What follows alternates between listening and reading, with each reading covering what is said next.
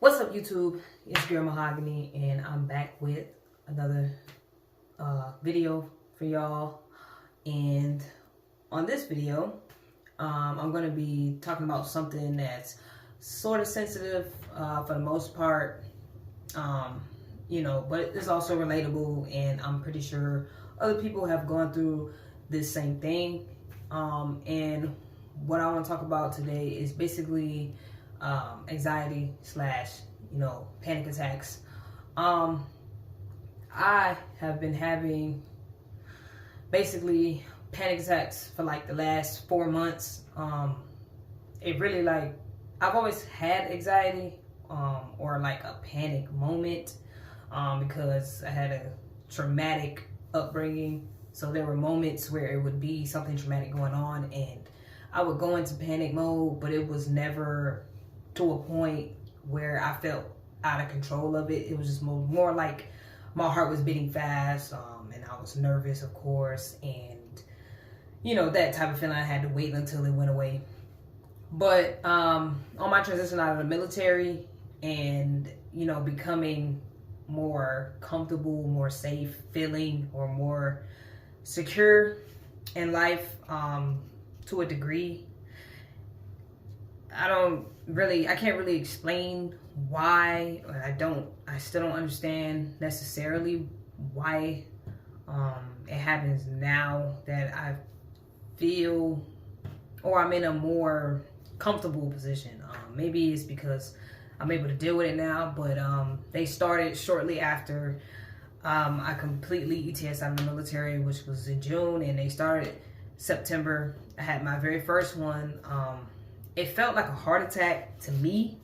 If I had to say, I wouldn't think it was an anxiety attack. And when it first happened, my body went hot. Like it was very, very, very hot. And I was worried. But it was some nights before that, it was very hot. And I just turned the AC up and, I was able to shake that one. But it happened again. I believe either it was a few nights or that same following night. And that particular time, my body was hot, and then I just started panicking, and then my heart started beating fast, and then I felt dizzy, faint. I felt like basically I was just gonna pass out, and then my heart rate just kept rising. It kept rising. I thought I was having a heart attack. Like, I didn't think it was just an anxiety attack and I could talk myself out of it. I did end up calling 911. I was here by myself. It was maybe 2-3 o'clock in the morning. I called like a friend that stayed close, but it's pretty hard obviously to get in touch with somebody that's that late. So I ended up calling a homegirl of mine that moved to Texas. So I was talking to her on the phone after I called 911, and I was waiting on them to, arrive. When I got to the emergency room, or even when the ambulance got here, the way that they acted and the way that they treated the situation, it was more like they just made it seem like it was nothing, like it was like, oh, you just have an anxiety attack. And the way that they just treated it, like so insensitively, just kind of made me feel like I was just going crazy. And honestly, it made me feel like I shouldn't have called them. It just made me feel like maybe I should have figured out if I was going to die or not, because honestly, it just seemed like they just didn't care. Like it was just like, okay, whatever. But they asked me, did I still want to go to the emergency room? Of course I agreed, because at this time I'm in denial about it was just an anxiety attack or a panic attack, because it felt like a heart attack. Like I said, it just was different. It just hit me really differently. I get there, they're all acting like everything's normal. They're asking me questions about my mental health, things like that. And I'm just sitting there kind of like, why you ask me that? Because in my mind, still, I didn't think it was anxiety related. But they ended up giving me Atarax, which is hydroxyzine, basically. So it's a calming medicine. And I sat there. I still felt the symptoms for a good 30 more minutes at least. And it did end up, I ended up coming down, and I left 2 hours later. But ever since then, I've been having them recurrently. But with the first time I had like anxiety symptoms, it was when I felt like something was like crawling under my skin. But I didn't know that that was anxiety related. I just thought it had to do with skin because that's what they told me it was, and that's why originally they gave me hydroxyzine, and they said it's supposed to help with that. But I didn't know hydroxyzine was an anxiety medication. Also, I spoke to my mom about it, and she told me it is basically hereditary, and she has had those same symptoms, and so has my grandmother on her side as well.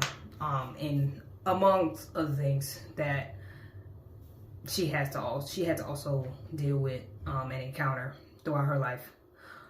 But yeah, so once I figured it out and I started looking things up to see what can trigger it, like alcohol or stressful situations, or just naturally the way that I am as a person, because I've always been like a worrier, or like worried about the future, or like anxious about how something might play out, or I've always kind of been like that. So to me it was kind of normal, but all of that really affects and can also trigger the anxiety. So it just causes for like me to change and figure out, how to basically beat these attacks. And I'm not saying I can completely get rid of my anxiety, but I can at least, stop the attacks somehow. So that I feel, because I've been doing research on it, just trying to figure it out. I felt alone about it, and like I said, I also felt crazy and felt like I was just losing my mind. And that's why I didn't want to say anything about it, because the way people treat you when you open up about mental health things. So because on the outside looking in, I always look a certain way anyway, because I am a stable person. I do keep things together no matter what I was going through. I've always just been like that. Even when I had so much going on, or I still have things going on that I'm going through, but you wouldn't know, or people wouldn't be able to tell. So it just seems like, it's just not true, or it's just not there, or there's nothing wrong. But, yeah, so I was just giving, my experience. I'm still going through the experience. I definitely would do a part 2. When I felt like I've gotten to the point where I was able to beat it, at least without having to take medication or having to take something to take the edge off, because I would like to get to that point instead of having to, revert to medication. But hopefully somebody can relate to this video. Hopefully you see this and you know that you're not alone, you're not going crazy. I've seen people have had worse symptoms than I've had so far. And yeah, it's a very real thing. And yeah, I will definitely keep you guys updated to see further what I discover. But thank you for watching, and until next time.